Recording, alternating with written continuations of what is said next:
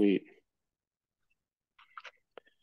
All right. So I got Craig Tipton, United States Marine infantryman here on the Hard to Kill podcast. I believe this is episode 38 or 39. Doesn't matter. But Craig, how you doing today, brother? Good man. How are you? Good to be Well, here. thank you. Thank you for asking. This is just kind of it's funny because we've you and I were at the start of this whole journey together, and kind of branched Yeah, off, and it day one, sucks. man. Yeah, since day one, I remember that we were like in that little like receiving squad bay, like literally you and Turner were next to each other. We were like directly across from each other. So you're like one of the first ugly fucking faces that I was Yeah, had to stare at. So, but no, you look great, bro. I mean, it's crazy that all this time's gone by, and here we are.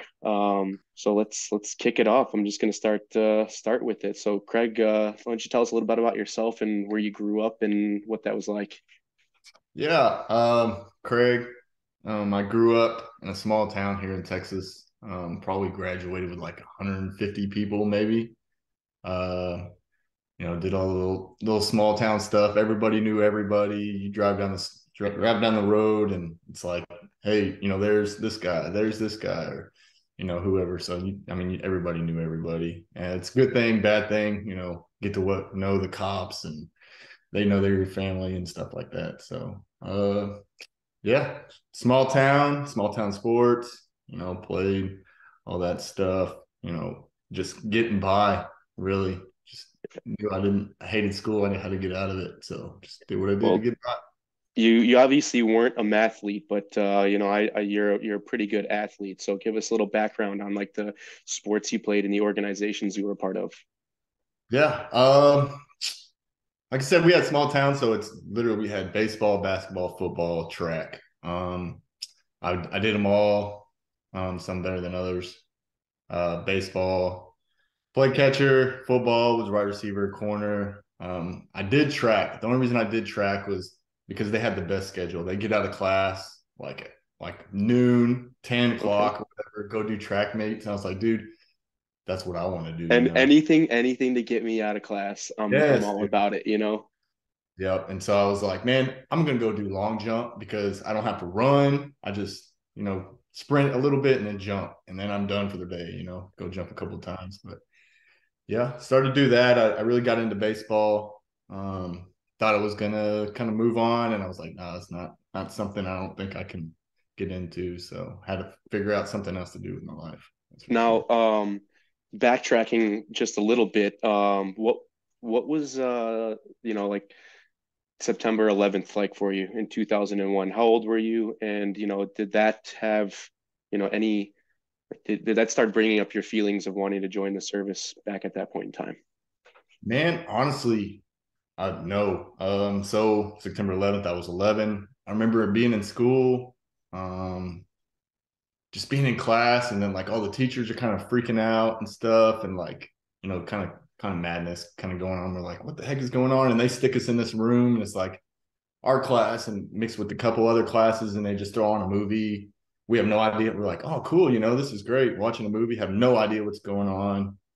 Like everybody's starting to get pulled out of school, stuff like that. I think, like I said, I was like fifth grade. I don't even know what you are at 11, but Yeah. kids start getting pulled out of school. I think my dad comes and picks up me. My brother's there with us. We're just driving down the road. I just remember seeing like all these cars and stuff, at the gas stations, like lines down the block. Like I'm like, what the heck is going on? And not really understanding. I was just, too young, and nobody really told us. And even if they did tell us, I'm like, that's crazy, but I couldn't wrap my mind around what really was going on. Like, okay, some planes crash into a building. So I think once I kind of started to figure it out, I still, joining the military still like really wasn't kind of like a thought. I Yeah. wasn't, let's go get these motherfuckers. So yeah. All right. So high school, you're getting to that point where, baseball season finishing up, whatever, and you're like, damn, I don't think I'm gonna take this to the next level. Were you thinking about college at all, or were you just like, I gotta college is not for me? That's exactly what I'm thinking, man. I'm like, I know whatever I'm going to do, I'm not going to college.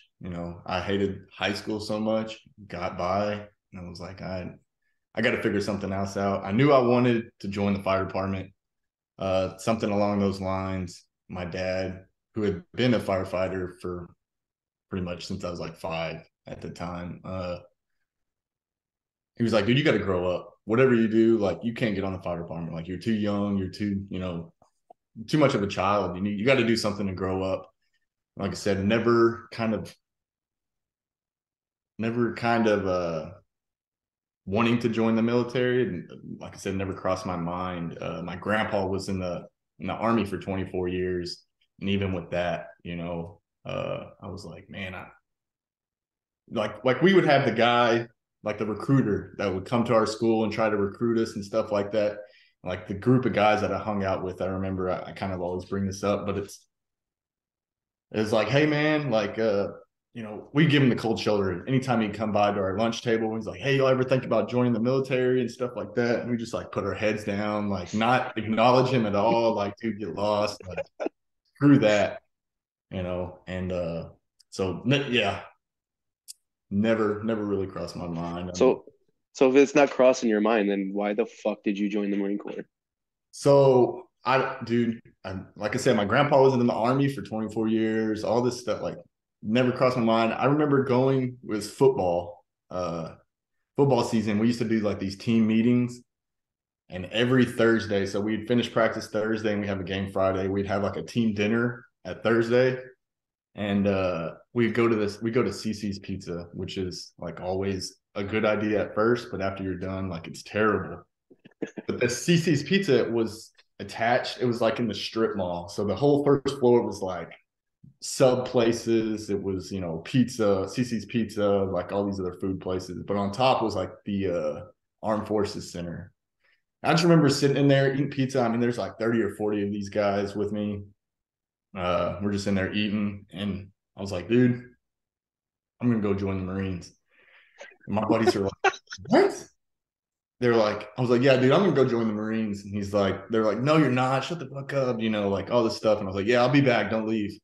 I walked up there, and they had like, the Navy, the Marines, the Army, coast, all that other stuff. And I walk into the door, and the guy's sitting at the table, and he's like, hey, what's up? How can I help you? And I was like, I'm gonna join the Marines. And he's like, okay, what? And then went and took like the practice ASVAB and like bombed the shit out of it. Like, he's like, so the first thing we need to do is you need to work on your ASVAB because you're not going to pass. And I was like, okay, cool. He's like, take this practice test or whatever. This is what you need to work on, and then we'll come back, and test again. And then if you pass, then we'll get you all through the process. And then that's how it went down. So So did it take you?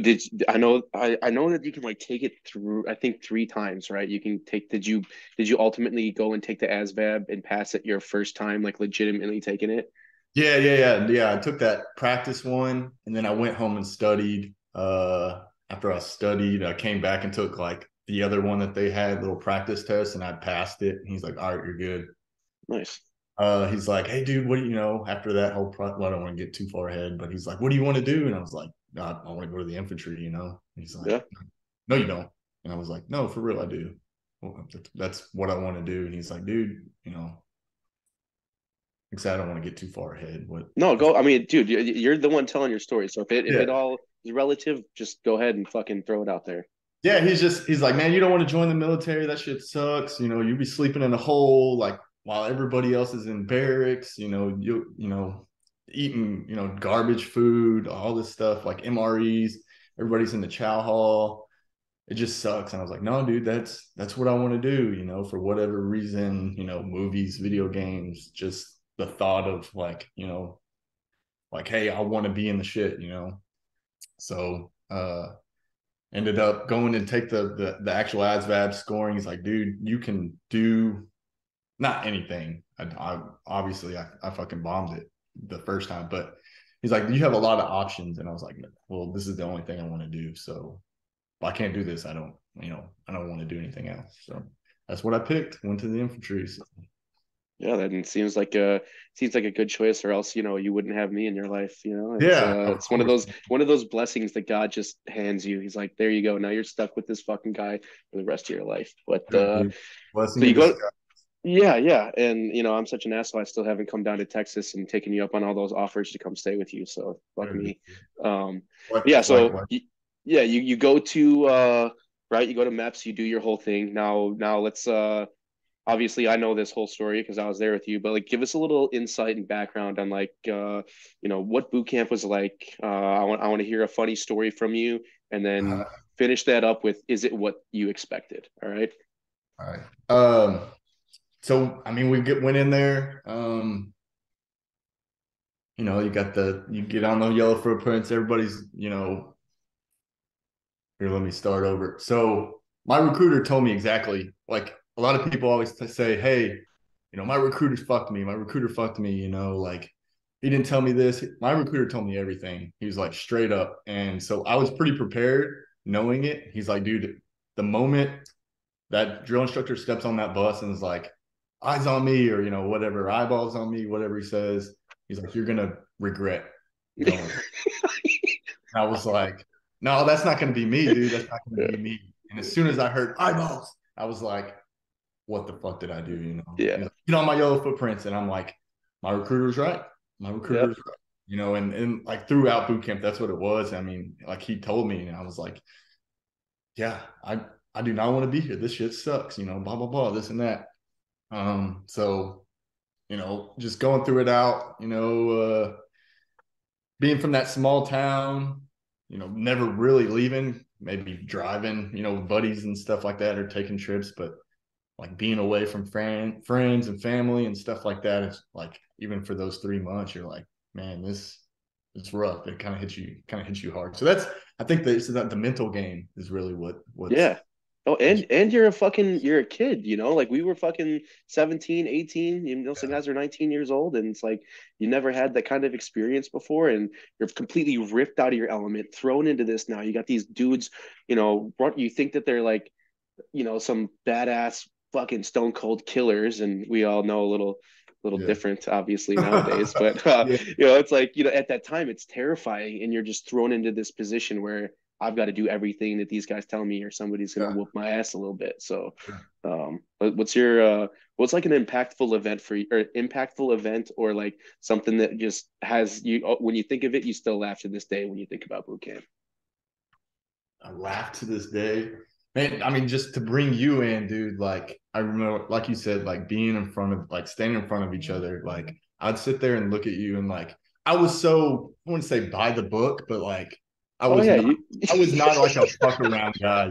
oh, not at I all, was dude. like people that fucked around and got us in trouble or whatever. I was like, this motherfucker right here. Like, and like we were buddies too. So like, you were the screw around, like you were trying to see how much you could get away with and Oh shit. Like, yeah, yeah. and so I remember like looking over at you, and like you'd be doing the stupidest shit. And I'm just thinking in my head, like, this motherfucker right here needs to chill out, because whatever. Like, we're gonna get in trouble. He's gonna get us in trouble. We're gonna be sweating on the freaking quarter deck. Like, we're gonna be hitting the sandbox, like Yep. whatever.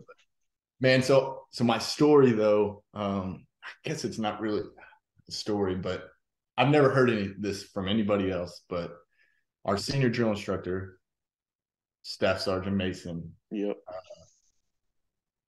I am engaged to his daughter right now. Yeah. Yeah.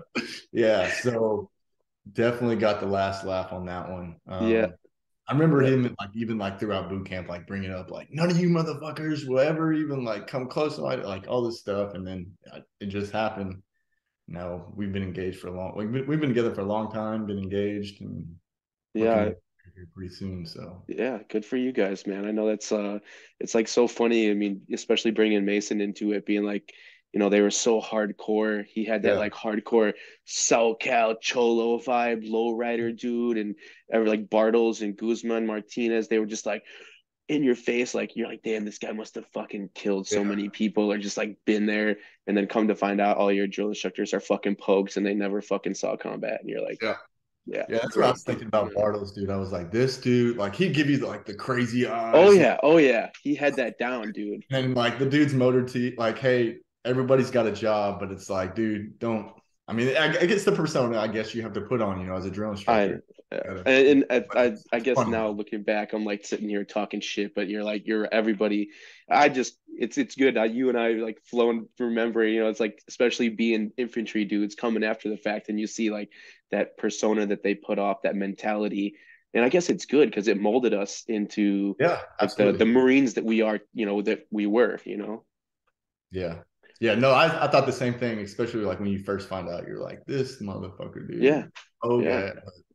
Hey, they did It it. is what it is. It is what it is. But did you think that it was what you expected? Like you hear all this hype about Marine Corps boot camp. You probably seen fucking Full Metal Jacket, some Arlie Ermy shit. Like did it meet your expectations, or was it like this is fucking weak?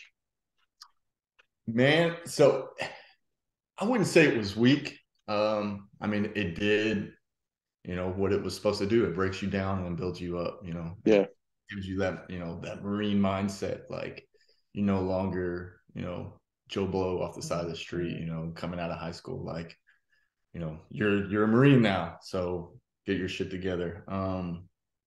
As far as that, I think it did meet expectations. I think my family noticed that and stuff. They're like, "Oh my gosh, dude, you're completely different." Because I needed it, dude. I absolutely oh, needed it. I fucking was, right here. you know, I wouldn't say, I'd say, kind of going along the wrong path for sure. Which is, like my dad brought it up, like you need to do something because you got to grow up.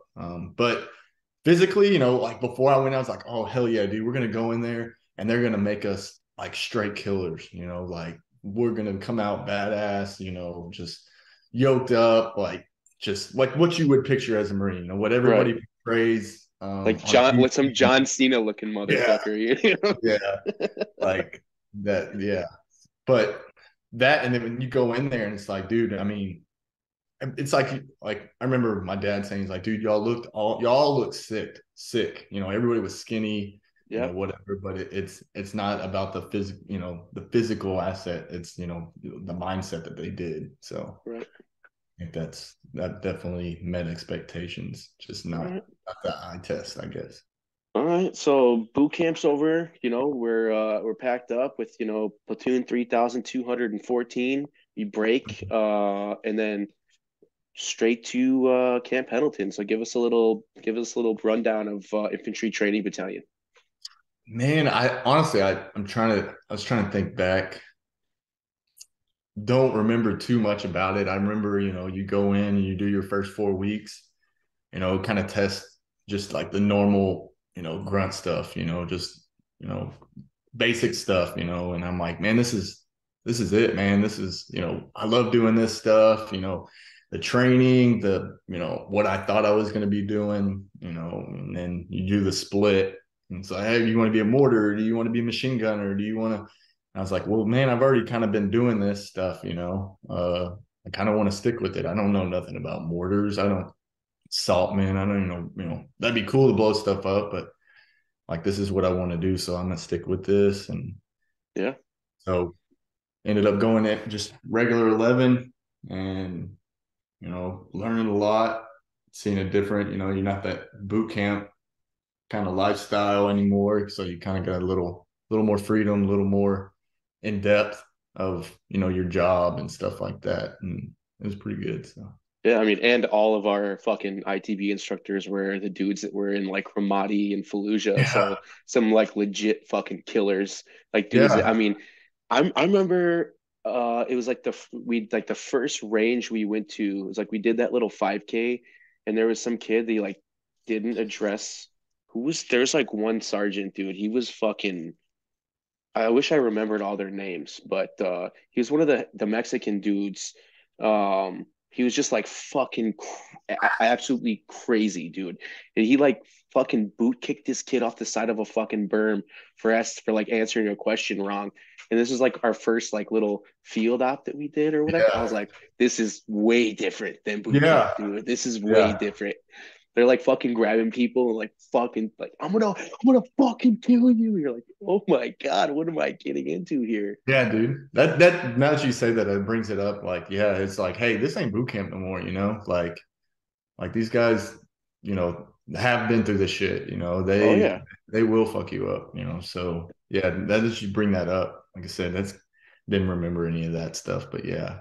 Well, it's like I think too, it's like hard to like there was no real time for like yeah we got like a little bit of time off to like go to the PX or like you go like I think one weekend I don't know if you were with us but like just going down to like Oceanside or going to fucking wherever to check some shit out um but it was all happening so fast. It was like in the field, learning classes, fucking weapons, all this weapons maintenance and shit, learning all this different thing, like how to pack your gear, how to set your gear up.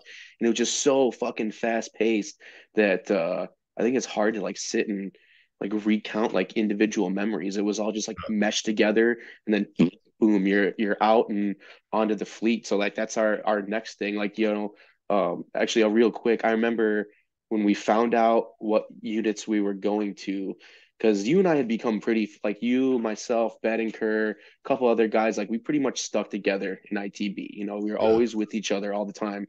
And when I found out you guys were all going to 1-7, dude, I was like fucking heartbroken. I remember going to that for like the fucking first sergeant, okay, like some PFC going to a fucking first sergeant and being Yeah, I like, remember that. I don't want to go to third LAR, dude. I want to go to 1-7. I even lied to him and said, you and I came in on the buddy program Yes, together. I remember I that. just, I I remember was you. I like, remember you. oh, Yes, I was dude. like, I forgot all about that. Yeah, like we were like came up with this story like, hey, dude, like let's just say we were on the buddy program together. yeah, Like we're trying to get it to, go to 1-7, blah, blah, blah. yeah. Yeah. That I was, that forgot was, all un- about that shit. Yeah, I dude. was, I was so fucking butthurt, dude. But it all happened for a reason, and I'm, whatever. So, you get your heads up. You're going to First Battalion, 7th Marines, 7th Reg out in 29 Palms. So let's start from like your trip out there, what you're thinking, and then what it was like when you step off that bus. So I remember them saying it, hey, you're gonna go to 29 Palms, California. I'm like, never been outside of my little bubble of this little town in Sanger, really. And I'm like, hell yeah, that sounds badass. 29 Palms, California? Like, dude, is it on the beach? Like, where is this? Whatever thinking. And I'm like, all right, cool. On the trip over there, I don't even really remember. I just remember sitting on the bus, like, yeah, let's get here, let's get here. I'm passing through all these places, leaving Pendleton, seeing Oceanside, seeing this. What is it, like 2.5 hours Yeah, yeah, about that. like that, seeing cities and towns and like all this thing. You're like, all right, cool. And then you start to like get closer and closer, not exactly knowing where it was. And I'm like, yeah, this is straight desert. Where are we? Like this is 29 Palms. This is not close. And then we get into like Joshua Tree, and then like get closer to the base, and I'm like, dude, like 29 Palms. Like you see the sign, you're like, this is it, dude. This looks like a mess that a bunch of where meth heads are at and stuff like that. That Uh, they are. Yep. yeah, and you're like, this is not what I expect. And then you pulling up, and then people got their windows down and shit, and you just Lake Bandini, Hell yes. yeah, just smelling that, and then you go through the gates, and you're like, dude, not a blade of grass in sight. You're like, what the fuck is this? And you're just like, this is not what I expected. Now you're sweating, you're in your alphas and shit, and you're just like, what the fuck? Like, this is not what I expected. And then you pull up, and it's just like a boot camp all over again, man. The fucking doors open, everybody's like, get off the bus, blah blah blah. If you're in blah blah blah, go over here, go over here. And then bam, we get to our little group of guys that are in 1-7, and then they split us up between, Animal, Baker, Charlie, whatever they go. And I ended up going with Charlie. Actually, I'm pretty sure the guy that came and picked us up for Charlie, Suicide Charlie Company, they I felt like he was pretty cool. Like he's laid back. He was like, "Oh yeah, y'all, whatever." So gave that false sense of like Yeah, he's like ability. leading you in. He's baiting you into that ambush. Yeah, He's hey, come just on, fucking, buddy. come on, buddy. Yeah. Yeah, yeah. And so I was like, "All right, this is cool." And I don't remember if they were like out, like the company or whatever was like out in training or what they were doing, but yeah. So I think it was pretty quiet for a while, but then met, whether they came back from training that day or a couple of days or the week or whatever it was, they definitely game on from there on. Yeah. So you got in good old uh Suicide Charlie. I mean, that's a pretty reputable Yeah. company to be in a reputable fucking infantry battalion. What was life like as a boot? You know, like that initial period where like you're meeting your team leader, your squad leader, you know, platoon commander. You guys have like a mission statement for what you're about to be doing training wise, and then Mhm. that first deployment. So let's talk about that workup and what life was like living on 29 Palms. Yeah. So, like you said, with Suicide Charlie being kind of, you know, they the two got on, like, they thought, they held themselves to a higher standard, stuff like that. I mean, as soon as you get there, it's like you got this long page of stuff that you have to remember. They're like throwing it in your face, like, hey, you need to learn this shit. If you don't know this shit by tomorrow morning, you're fucked. Like we're gonna PT the shit out of you and haze you, blah blah, all this other stuff. So I mean, it was from based off of the Suicide Charlie knowledge and just knowing your job. It's just from day one, it was just ingrained into your head. Get it right or pain retains, and that was a big deal. I met. So I was in first platoon, and I got moved. I was in first squad. Um, Met my team leader. He was Lance Corporal Stiletto. Super cool dude. Really laid back. Dude's from Colorado. Just super chill, laid back until like if he was mad, you knew you fucked up. Right. He expected you to know your shit. He wasn't one of those like bulldog, team leaders or, just senior Marines or whatever that would just fuck you up for no reason. He was Yeah, that more, like that more like a disappointed dad kind of thing, where like I mean, still yell at you, but like he just gives you that look where you know you fucked up. yeah, yeah. He's just like, dude, I taught you better than that. He just expects you to know your shit. Now, And when you say that, what was the kind of stuff that you guys are like, you know, getting introduced to? So obviously you've got your basic infantryman knowledge. Like, what are yeah, they running you guys up to speed on now? as in, I mean, I'm just like you know, just so people can understand, like what kind of mindset they're trying to put you into, what kind of stuff that you're learning. Like, is it more so like small unit tactics? Are you guys going over call for fire, learning like you know reporting procedures, medical stuff? Are you guys like getting run up to is like get ready to go on a deployment? Like that's what yeah. I'm wondering, like what that training mindset is. Yeah, man. I really, I think so. So they just got back from Iraq. And at that time, like Iraq wasn't what it used to be. Right. Um, but a lot of them kind of felt like, that sense of pride, like, hey, we went to Iraq, we did our shit, like whatever. So they were still kind of in that mindset. So they were teaching us, we were looking at, like the 31st from you. So like it's a little different. So we were kind of just, I mean, just that small, like you said, that small unit tactics, stuff like that. I think we knew we were going to be like helo companies. So, like learning, all of our weapon systems, all that stuff, but also kind of like, hey, we got to be working on fast roping. We got to be, doing this stuff, doing that stuff, like based off of, hey, we're going to be dropped in somewhere and then we need to go out and do whatever mission. My bad. Somebody just It's pulled all up. good. It's all good. Uh, just dropping us off and it was like, hey, split second, like, hey, this is what we need to do. We go do it. So I mean, like a lot of land nav stuff like that, being able to, orient yourself, just being dropped off, knowing where you're going to be dropped off. If you're dropped off at the wrong location, how to find your way back, shooting and moving, moving through, thickness, jungle stuff, whatever, I mean, just tons of stuff. All right. And it's kind of like you said with all the other like infantry stuff through like school and all that. Kind of like everything's like clumped together. Yeah. No, definitely. And I mean that and two, you know, I feel like there's a lot more, I guess, weight on your shoulders when you're like a new guy, when you're a fucking boot, you get thrown into this environment. Everybody's fucking yelling at you. You're trying to teach you this, teach you that, telling you to go over here and like you're immersed into something that you've never experienced before. So, you know, that makes it a little a little difficult to keep your head on your shoulders, but that's why you have that senior leadership there to kind of like guide you through all the madness, and obviously, we'll get into it. You stepped up and took that role on, a little later down the road. So you guys doing your workup for the 31st MU, and I'm obviously you go in, you do that deployment. So what was that like? You guys get ready to leave? Was um, the mindset like kind of more relaxed than if obviously you're getting ready to go on a combat deployment, right?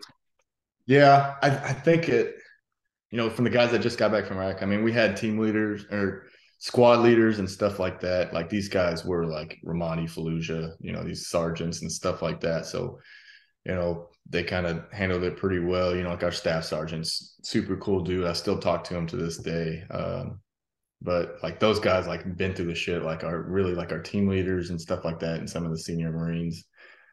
Kind of just, they went to Iraq and they did their thing. But it wasn't all crazy like it was. So they're the whole time is like, oh, we're just going on the 31st MU, like this ain't Iraq, this ain't Afghanistan, blah, blah, blah. So it was kind of like, I wouldn't say relaxed, but it's downplayed for sure. Yeah.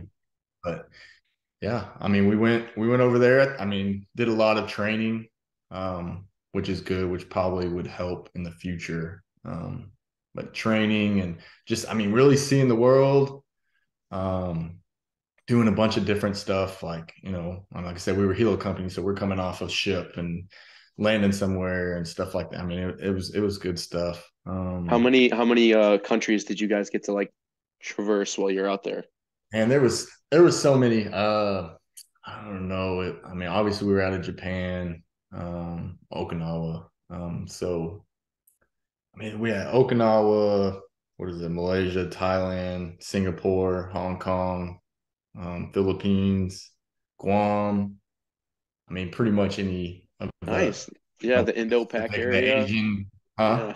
Yeah. I said the Indo-Pac area, the Indian Yeah, or just the, all the the all yeah, the pretty much all the Asian countries, yeah. and you can think of, we probably hit it. So All right, nice. Well, so you guys do that. Did you feel like some sort of fulfillment like when you guys are coming back home to the States, you got obviously talking to your family on the computer, writing letters, care package type stuff. When you get back to the States from the MU, did you feel like a sense of like, I don't know if pride is the right word, but like you felt good about what you guys had just done. You did some good training, you got to go see some shit, and now you're home. You got that deployment under your belt, so you're a little bit more of a senior guy now. yeah. How'd you feel when you got back? Man, I felt pretty good. Like I said, I mean, we did the training and stuff. We a lot of humanitarian aid too, a lot of show of force and like that humanitarian aid, and then just like seeing these countries, doing training with the Philippine, the Philmars, and all these different other organizations. Like you see this stuff and like how they're living and what they're going through, and like all, just like their everyday life that you don't like you take for granted. Even just like over there, just where you're like in a controlled environment pretty much. You're just like, man, you appreciate what you have, and that was like one big thing, especially like, that was, now I'm stationed in California. I've been away from Texas for so long. Now it's like, all right, now I'm on the other side of the world and I'm away from my family.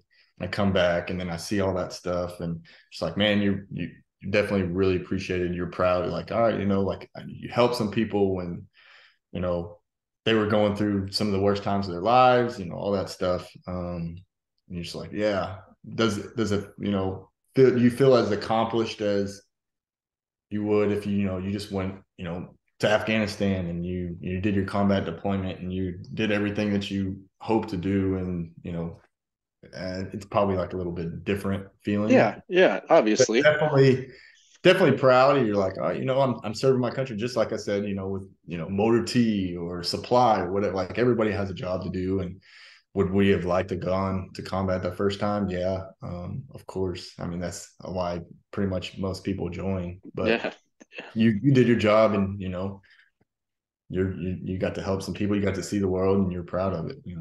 So Yeah, I agree because at the end I ended up going to Japan, didn't get to go on a MEU. I was pretty fucking upset. I wanted to go back to Afghanistan, for a third time, but getting that I think it's a good experience to be able to get that in, like you said, get to see some other shit, see the way that other people live their lives, get a little culture and you eat some fucking sushi straight from where it was invented, and get to see that lifestyle that people live in, other countries that you normally wouldn't to. So, it's a good training, good little vacation too. If I don't know if you guys probably had some good R&R time or whatever, got to go out and drink some beers and have some fun. So that's what it's all about. Create those bonds with the boys. I'm sure that you guys have some good memories from that platoon that you were in that first time. So you're back. I'm sure you guys go on a little leave, get that, and then you're back into that training environment. So what's that like? Have you guys gotten word that you're going on a combat deployment yet, or how'd that kind of go down? I think we learned pretty quickly. I don't know if it was like even before we got back or as soon as we got back or what the time frame was, but I felt like we were in the mindset of we're going. Yeah. So I think that it just flipped like, all right, now we're senior Marines. We kind of been there. Now we're getting boots in, and you kind of feel like, all right, this is, even though we were going on a MEU, it was like, hey, now, you saw how you were treated and how you learned stuff and all this stuff, and you want to pass that on to your boots. And now it's like a different scenario. It's like, hey, well, let's say different scenario. It's still, still learning, training and all that stuff, but it's, like the mindset is different. So you're like, all right, now we're going to war. Like, not only like, do I have to know all this? Like, you got to trust these guys and you got to do all this other stuff with them. Fuck, I probably have to edit this now. No, it's all good, dude. This is raw and real, and this is what it is. And two, like that, we'll get to the point of it later, but just showing that like the jumbled mess that a lot of our fucking brains are through, whatever trauma and TBI, getting blown up or shit like that. So before we get into that, let's take a quick break. Take a piss, grab some water or whatever, and we'll be right back with Craig Tipton on the Hard to Kill podcast. So stand by. All right. All right, so we're back. Craig Tipton, United States Marine. We just left off where you guys got back from the 31st MEU.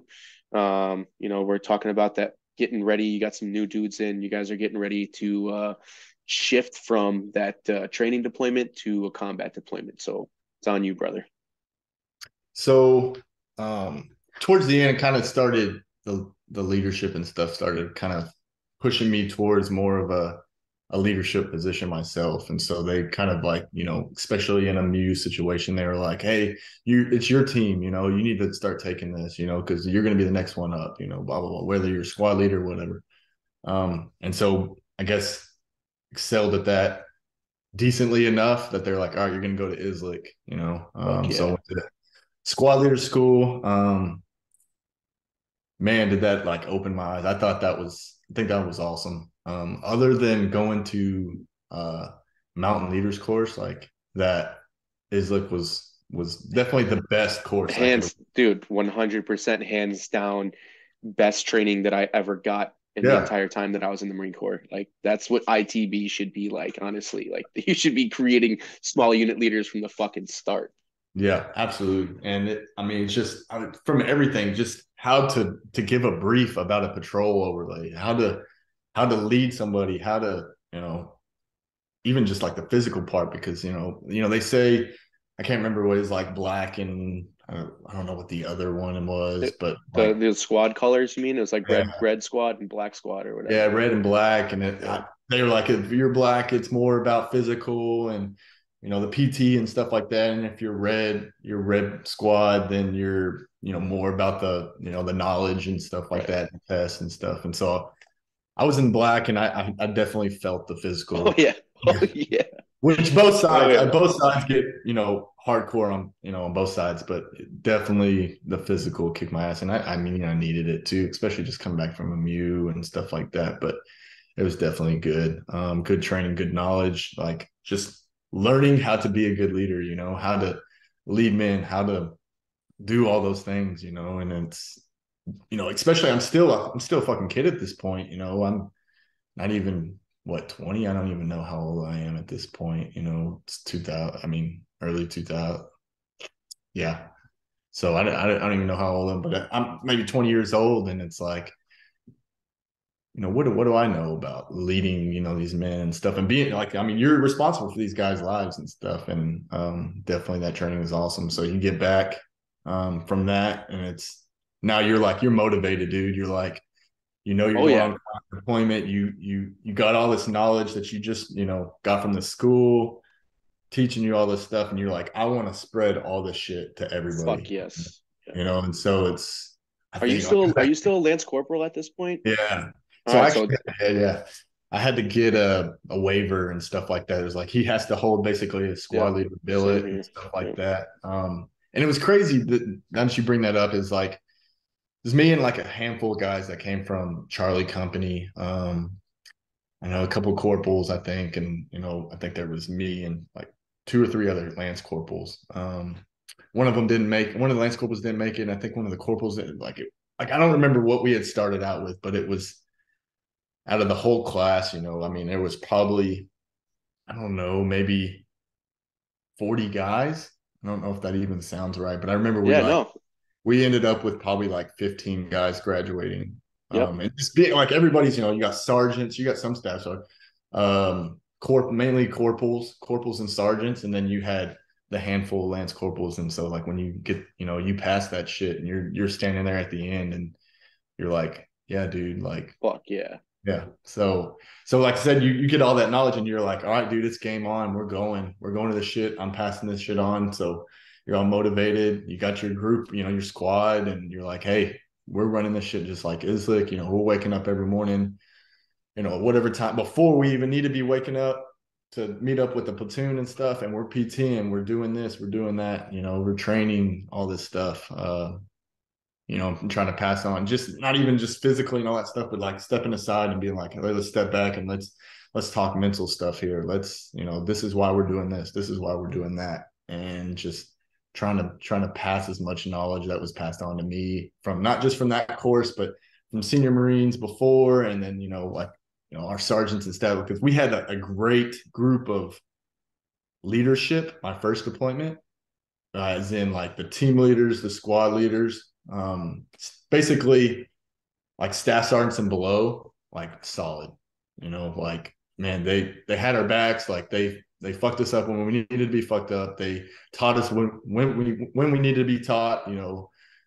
And it was great. So it was like I wanted to do that, for my guys too. So Yeah, that's it's crazy what kind of fire will spark under your ass when you get some like you're treated like an adult. You do this training, you come back with a mission and a mindset and you're fucking motivated.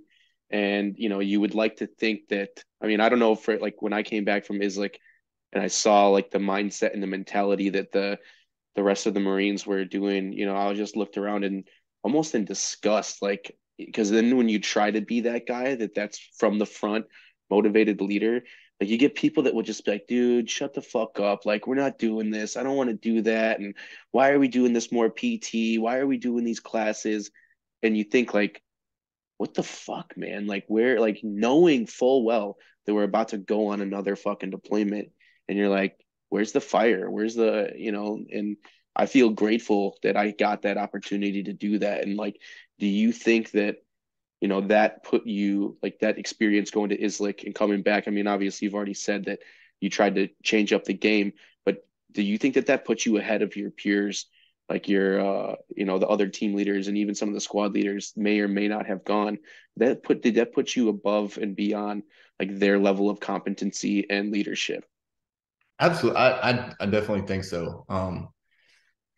Because I came back with just like kind of like when you go to boot camp and you turn from civilian to Marine now, and you got this different mindset. Now you not only you're Marine, now you go to this course and like not. I mean, for those that don't know, it's I mean, not a lot of people get to go to this course, and if they do, not a lot of people make it out.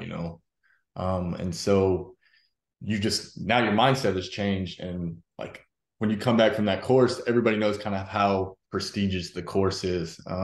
Whether it's your staff sergeants, your officers, your chain of command higher than them, like they kind of look at you different. Like, all right, like this is my go-to guy. Yep.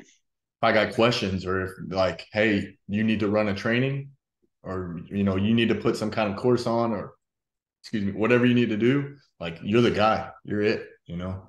And then it felt that way because it was like, hey, what do you think about this? Or like blah blah blah, this and that. And then other guys, maybe senior to you, whatever, like they come to you, looking up to you too. It's like, all right, now, Yeah, yeah, you have to like, you're at this position and you're like, dude, I'm just a fucking Lance Corporal, but like I'm a squad leader. Like now, I've been through this training, and so I gotta, set the example. And so I try yeah. and try to do Seems that. seems like you did. I mean, obviously, we know a pretty big mutual group of people, and I would just like, I wouldn't have been happy to be a boot that was in your team or your squad, Yeah. Oh yeah. That was So my thing too, dude, is because I know how I was treated, which I do it with my current job now, new guys, whatever. But it's like I know how I was treated as a boot. I wasn't always treated.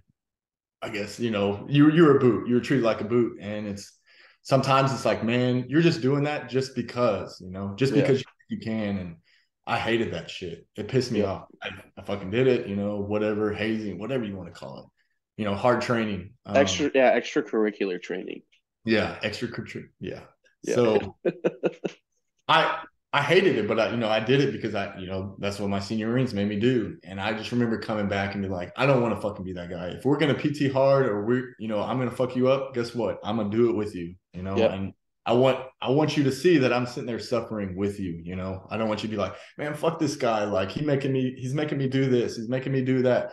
And he's just sitting there watching me do it, or whatever the case may be. But it's like, no, this he's doing it with me, and he's doing it better than me, or he's doing it faster than me, or he's like, I want you to be able to, he's like, I want to beat this guy, I want to, somebody to look up to, instead of just being in a leadership position and, do as I say, not as I do. And I can't stand that. And to this day, I still use that as like, hey, new guys, whatever. Like, I'm not going to treat you like a piece of crap just because you're a new guy, because I can. I understand that. And I want to, set the example and be like, yeah, hey, this guy knows his shit, and he's going to treat me fairly. If I don't know my shit, he's going to fuck you up. yeah. So it's an incentive to be, not a shitbag and get your shit Yeah. together. So that way you're like, oh, I'm not gonna get fucked up today. So, Yeah. um, did a quick question for you. Did coming from Suicide Charlie, you said you were in first platoon, first squad, right? For your during the MEU. When you came back, did they transition you into a different platoon or different squad?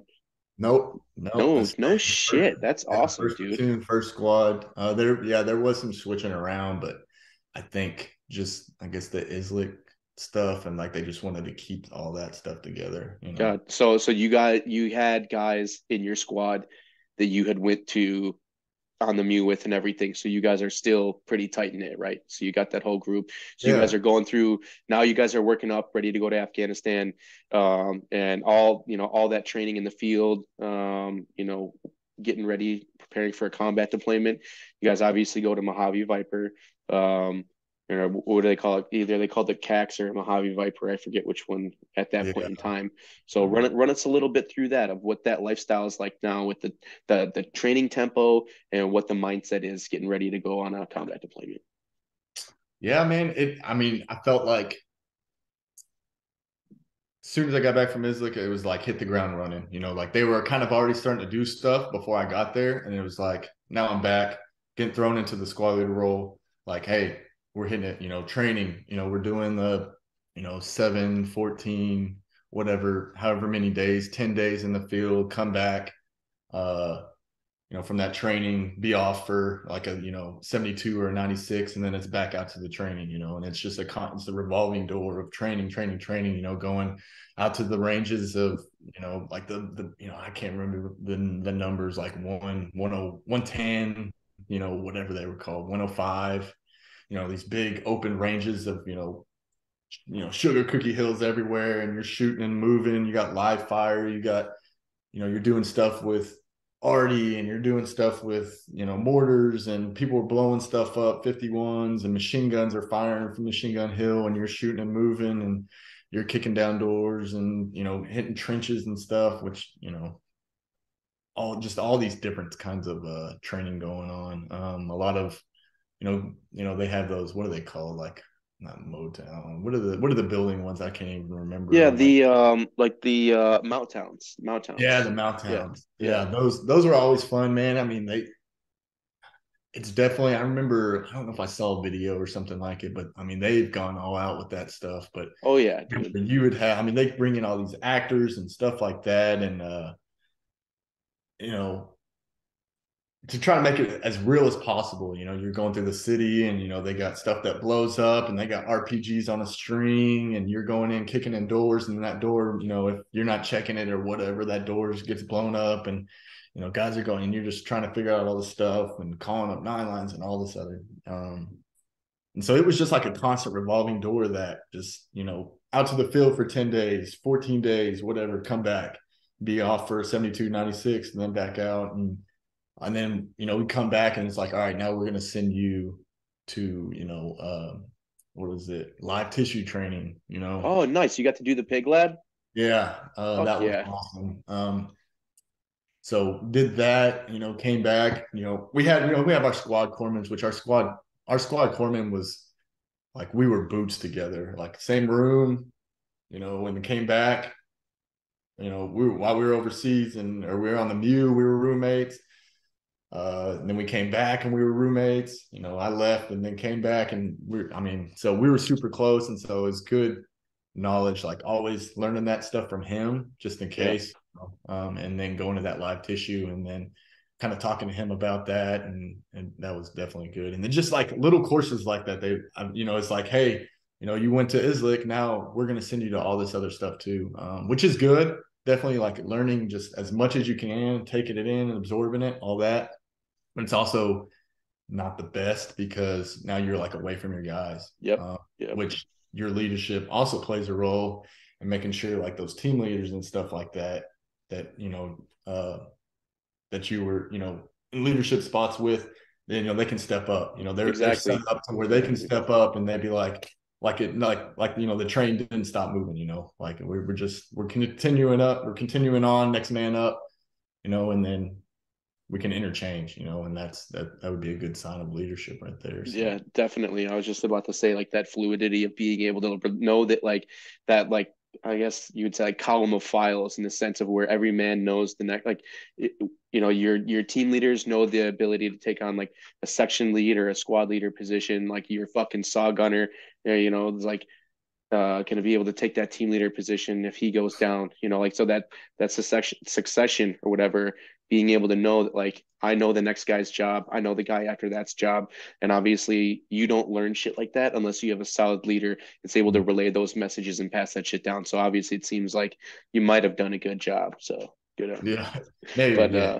yeah, but all right, so you get to go through all these training courses and it's time in the field with your dudes, getting yourselves prepped for EMV. You go to Mojave Viper or CAX or whatever, 30 days out in the field, you do that whole thing, basically a full culmination of that shit. I'm sure most everybody that's going to hear this knows what that is. So let's just um push on to that day, when you're getting ready to rock and roll, when it's that time, you've gone on post deployment leave, spent some time with your family. Now you're at March Air Force Base. Yeah, man. I just remember like, all right, this shit's getting real, no more fucking around. Like, everything that we've trained for, everything that, we got our mindset to. I just remember like doing like a battalion run before we all left, and people falling out of that shit, dude. And that fucking pissed me off so bad. I'm just like, I remember we had this guy in my squad, and like I was trying to like from like day one make this dude hard. Like his mindset just wasn't right, and I'm like, dude, you do realize like where we're going, and I just remember that day we were doing that run. I was like, dude, I can't have you like I don't like you don't trust him. And so it's like your mindset is not right, and so us doing that, I was like, man, we got to move on. And that dude ended up getting out, but it's a realization of like, hey, we're not talking about it no more. We're here. We're there's no more, there's no way out. Like it's time to show, it's game time, whatever you want to call it. But honestly, man, it's a kind of like a big blur as everything. I just remember, like we flew in, went into like what is it, Manas Air Force Base. Yep. Got in there. I just remember, I think when we started to get close, I was like, man, this place is a shithole. Like it literally looks like somebody just dropped a whole bunch of bombs on this little city and then like built a fucking Air Force Base right in the middle of it. Just sitting there, waiting to basically go to Camp Leatherneck from here. They had like the 24-hour chow hall. They still had the games and the phones and the computers and stuff like that, and still just trying to figure out like what you're about to get yourself into, like how things are going to be, but then also still kind of having that like all those things and being like, oh, it's still not real yet. It hasn't hit you. Um, but doing that, all that stuff, and then getting on that, C-17, C-130, whatever it was, and then getting into Leatherneck, and you're like, still not knowing what you're getting yourself into, thinking you're like, all right, they're like, yo, we're gonna fly in. It's gonna be straight down, and they're trying to avoid being shot by RPGs and stuff like that. And I was like, all right, now we're getting into it. And then you land on Leatherneck, and you're like, dude, Yeah, you're what the there's a fuck? fucking movie theater here. There's a Yeah, PX. Like, there's some Dolphins, fucking Miami Dolphins cheerleaders. Like, yeah, this is the best chow hall I've ever ate. And you're like, and you see all these people walking around. Like, and I'm like, dude, what the hell? Like, this is yep, not, And so you're still in that false sense of like security, um and you're because you're thinking like, oh yeah, we're in the shit, but then it's like, all right, dude, like all these people are fucking eating donuts and drinking coffee and whatever, and you do your training of resetting your BZO to all your stuff, and then just taking these classes and stuff, like what you're going to be able to see or what people have seen lately, and kind of like acclimating to the to the the environment. temperature and the environment. Like, did you guys have that? They give you like an ROE briefing. Like they sat you down in like a big thing. They had some like JAG officer come out. I mean, at least for us, they like came out and told us like, you know, what you should and should not do, and what's gonna, like if you're like how engagements go down and shit like that. Which, I mean, that all goes right out the window, once it Mm. starts getting real. So, like that whole preparation, like you said, I mean, and not to, take away your thunder. You're on a roll here. I love it, but it's like that false sense of not knowing what you're getting into. You see all these people around you, and it's like, you got your army, your air force, your navy, you got your marines, and everybody's got like clean gear on. There's no fucking, you're not hearing gunshots. There's no fucking like Leatherneck is it's like a duty station basically, where it's like a training environment. So just to set that tone, I mean, for people, there's a Chili's or something. There was like a restaurant there, like a Chili's restaurant, or I don't know what it was just unfucking believable to see that. And you're just like, wow, this is like, it looks like 29 Palms almost, like when I got off the plane, I was like, what the fuck is this? Like the back is this 29 Palms? And they just fly us around for fucking 18 hours and drop us off back in the backyard. What the fuck? Yeah, yeah, exactly. So you guys do your little couple days on Leatherneck. I'm sure, did you guys go through like the IED lanes and shit and like get like spun up on what you should be looking for and all that good stuff, Yeah, and then what? You get on some fucking 46s or whatever and head out to yeah, yeah, man. We got on some helos. Went out to man, where now that I'm thinking about it, it just slipped my mind. did you guys Uh fly into like Jackson or something? no, wasn't Jackson, it was the one like I think south of that. Was it P is the what Was it patrol? Fob Rob or something? No, that doesn't sound familiar either. Damn, why can't I remember it now? Oh shit. I couldn't tell you, man. I do remember we stayed at like a patrol base or a fob. Nole. Sorry, man. Oh I don't yeah, yeah, yeah, yeah, yeah. I have no idea why that slipped my mind. Yeah. So we flew into Fob Nole. I don't know. I want to say it was like 45-minute flight, helo flight, something like that, maybe an hour. I don't know. Uh, but I remember flying into, and the door gunners are just like, they start opening up. And I'm Oh like, yeah. game on, game on, dude. Like Yeah. it's we're in it now. Like, I mean, so they're like, all right, we're so many minutes out, and they're opening up, and I'm like, damn, like what's going on out there? Like you want to, whatever. When we land, and I'm like, okay, well, whatever. And then you kind of realize, like, okay, it ain't Leatherneck, that's for sure, but you're in it now, but you're still on this big ass fob, and you're like, all right, cool. So we kind of pull up and get situated. We got these on Fob Nole. I don't know if you know or anybody else, but they had like these, basically it's up on top of the 611, like the 611 like passes through, and you're Yep. just like up on this hill on top of it. It's a great spot. And they have, I guess there's like these drug lords houses. There's like 3 or 4 of them, and like each platoon had their own. So you got first platoon had this one, second platoon had that one, third platoon had that one. They're like 3 different floors. And so yeah, we got posted up there, and kind of set out and started getting, what is the word I'm thinking of? Just kind of getting acclimated to everything and Yeah, getting like ready. getting an idea for like the like your AO, the environment and like the op tempo and shit like that. So it was like not to cut you off there, but I was gonna ask, like that did it did you guys start getting into it like right off the bat, or did it take a little bit of time for the enemy to figure out? Like, obviously, they're not fucking stupid. They know when you guys are transitioning, doing left seat, Yeah. right seat. You got a new battalion come in, the fucking Terps and the whoever's working on base, like they're all fucking cocksuckers, like telling the Taliban what's going on. So give them a little fucking heads up. Yeah. So I'm trying to think. Think we relieved 2-7, 3-7? Can't remember Yeah, which. I think you guys relieved 3-7.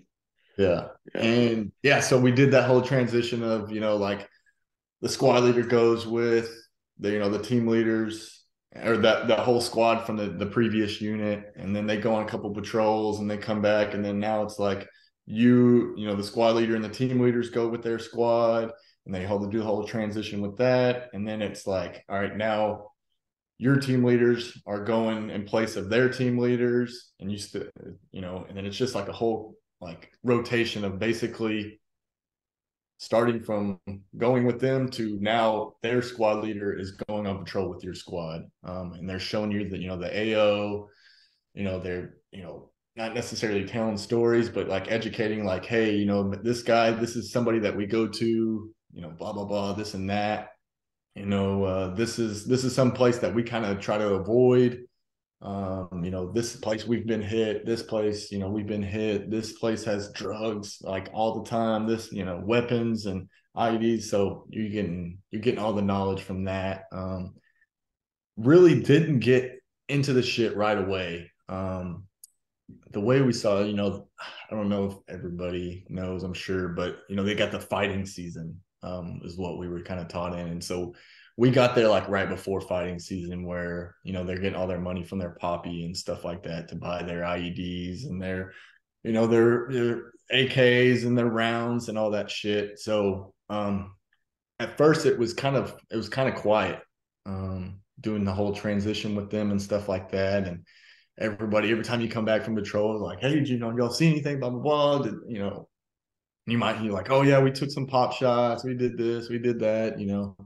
So everybody's like all eager and like, man, this is, let's get into the shit, like let's make a difference, like do what we've trained to do. And then soon after that it was like, all right, like once it started happening, it it was started to on like Donkey Kong. go Yeah. on, man, for sure. So like you guys figure out now at this point, are you guys still on Nole, or have you gone and you guys at your own PB now?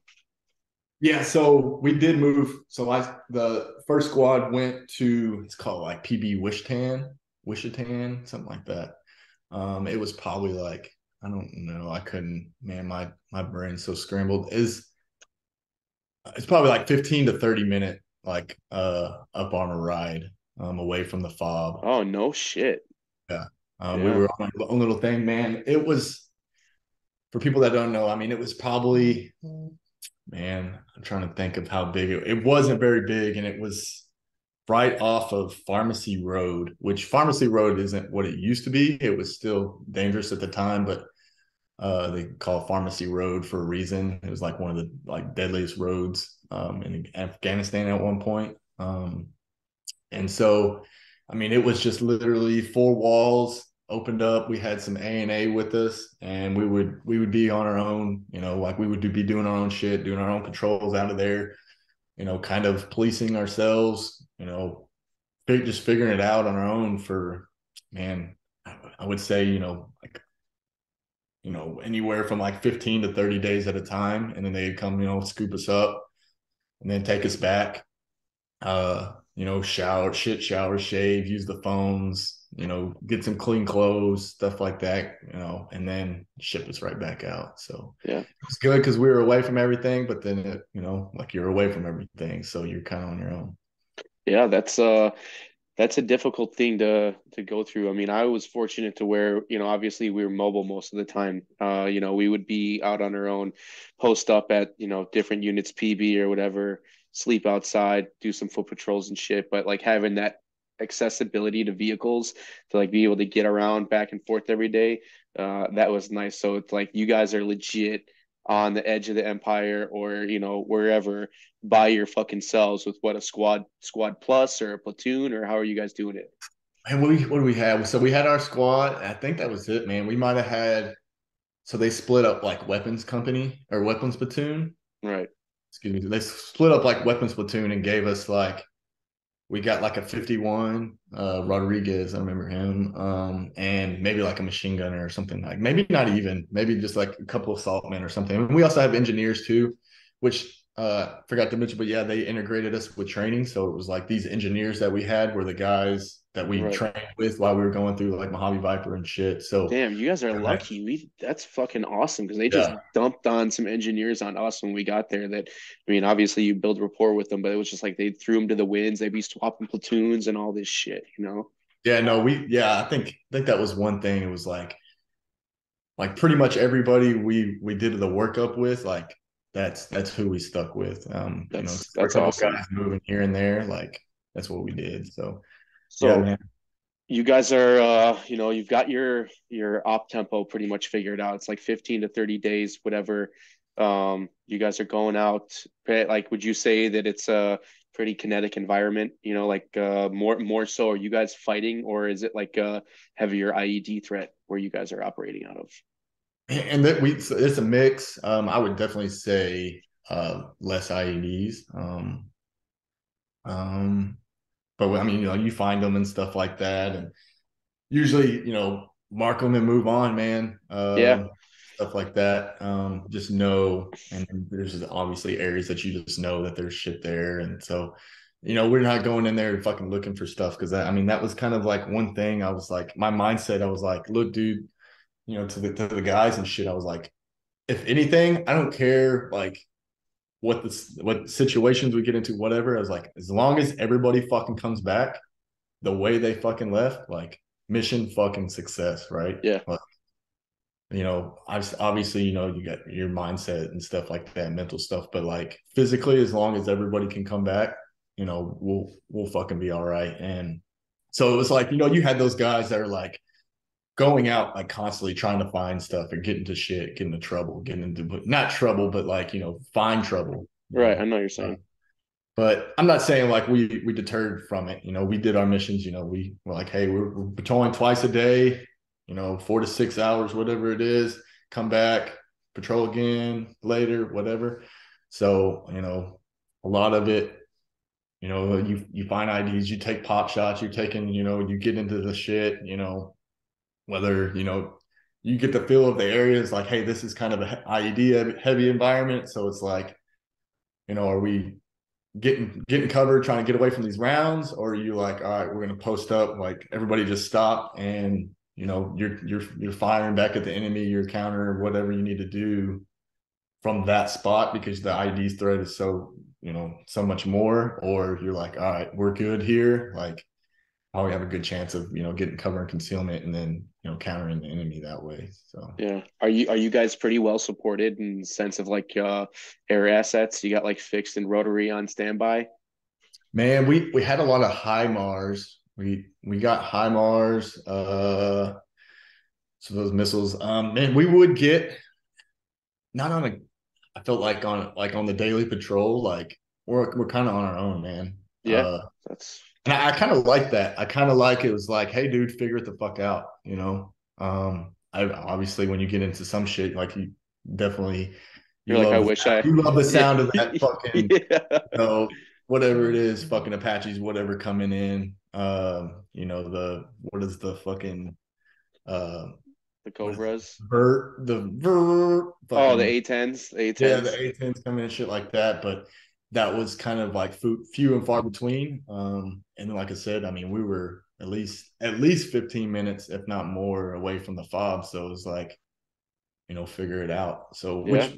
is good. I mean, it's like, hey man, game That's on. a Like, that's a lot of responsibility to throw on to a young leader, and I mean, if you're talking about being out there and it's just your squad, you guys have is your platoon commander out there with you sometimes, and then sometimes it's just you as the team leader, like with your fucking three fire teams or what? so we have I brought this up earlier. I was like, man, on our first deployment, our leadership, basically Like stat. staff Yeah. sergeant below. Actually, I at that point, like our officers and below, like our platoon commanders and below, like solid. This deployment, completely fucking opposite, dude. Like I remember our staff sergeant, our officers and stuff. Like basically, we had a good first sergeant. I think a good commanding like company officer. And then like our platoon commander, our what do they come platoon sergeant and stuff, dude. I It was bad. Like you almost Jeez. didn't want them out there, dude. And Yeah. it was like the officers that we had on our first deployment is like, hey, we know we're new. And then you got these sergeants that were in Ramadi and Fallujah and shit like that. And then it's like they listen to them and they're like, all right, like, yeah, you're the officer, you got the last say.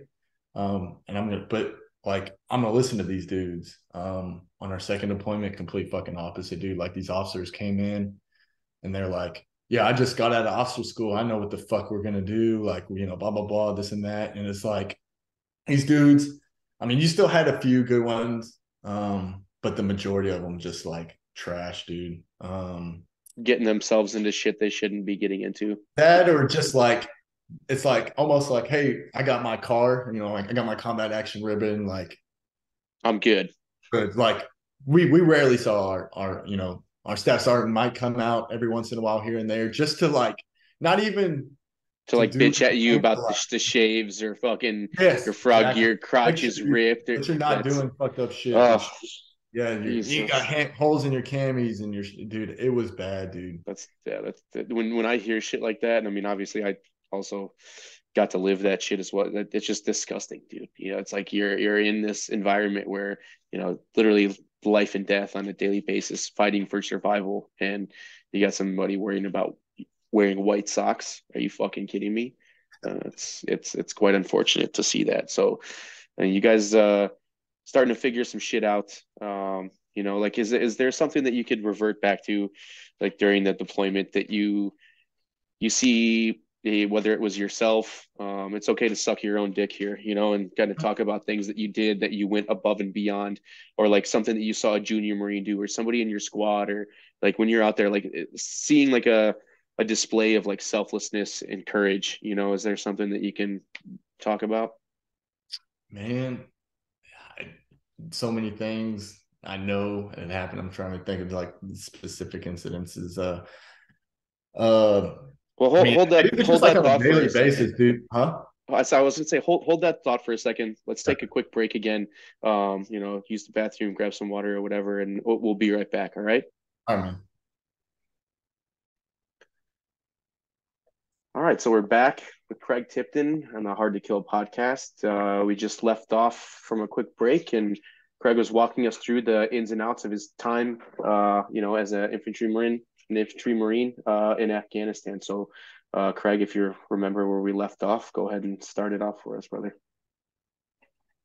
I don't remember where we were left All right. off. Well, good thing Okay. that I do. We were talking about I'd asked you before we took our break, if there was things that you saw, like selfless acts of courage that you saw on the battlefield that, I'm sure it's a, you know, silly question for some to ask, but if there's, one or two or whatever instances that you would like to talk about and bring those up, I'm all ears. We're all ears here.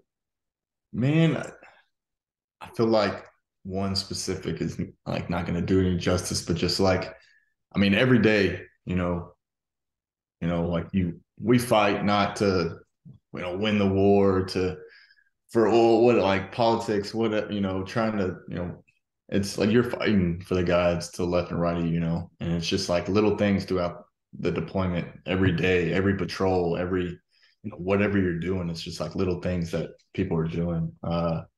To help, the guy next to him.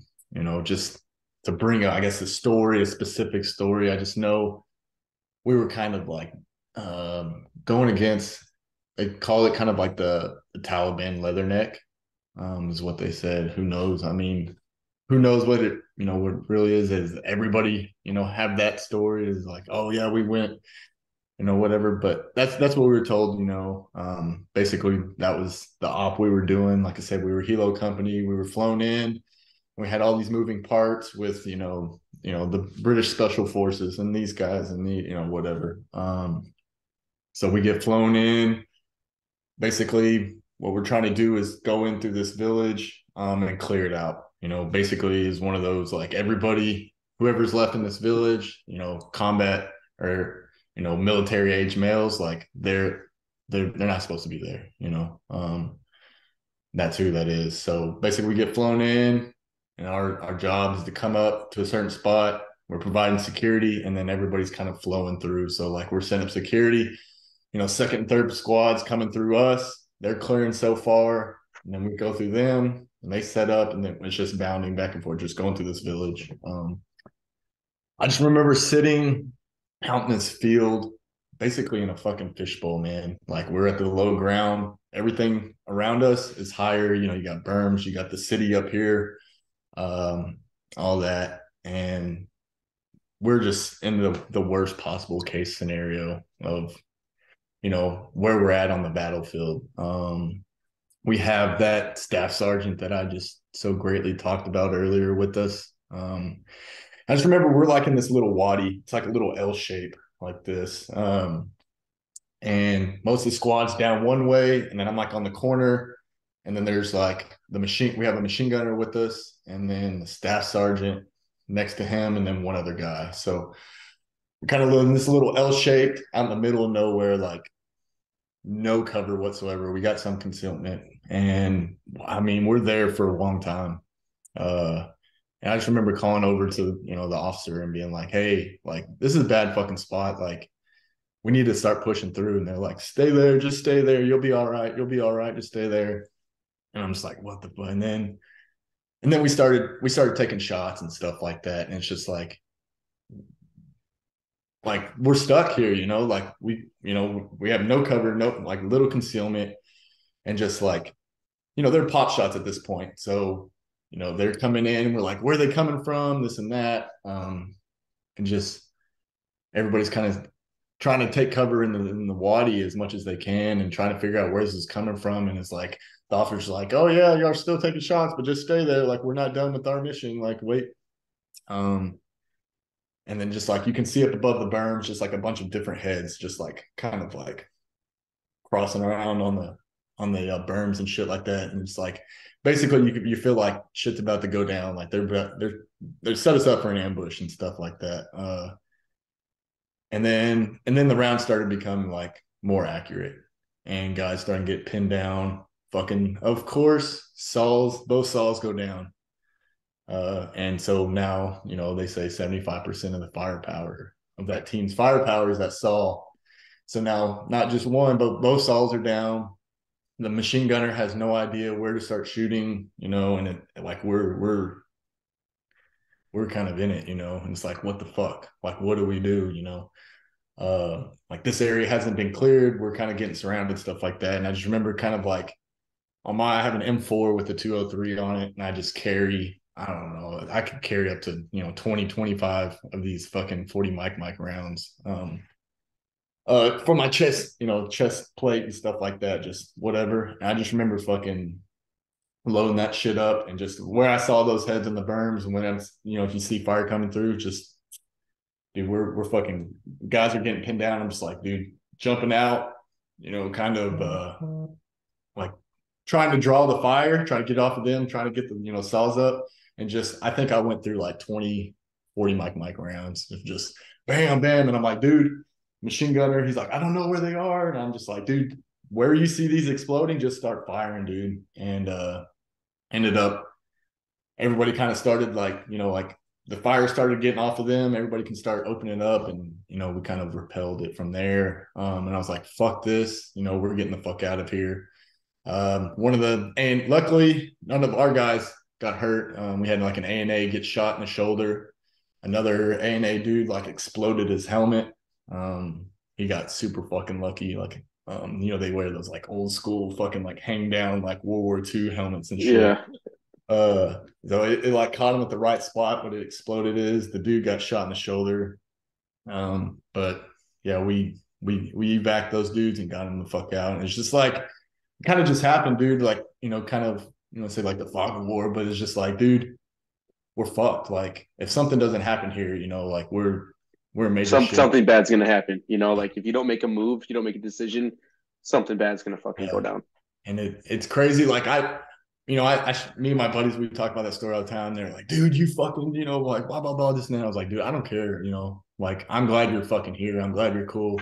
Everything's fine. And I just thought it was funny because I bring up that staff sergeant. And I remember being somewhere because one of our, best friends had passed away while we were over there doing something with that. And then that staff sergeant basically like writing up his own kind of Oh God, writing up his own like award, dude. And yeah, he got something. It was like the one right below the Bronze Star, which hey, yeah.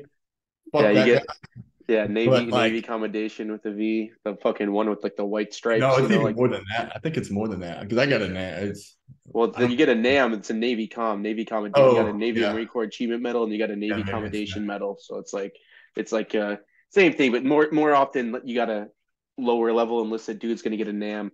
Your Oh, fucking staff NCOs will probably get a Bronze Star or a fucking Navy Com or yeah, something. So, but that's probably what you got. yeah. And I I just when I hear that shit, dude, when I hear that people had to write themselves up for a fucking award, it's just so despicable and like how egotistically fucking driven like you gotta it pisses me the fuck off, dude.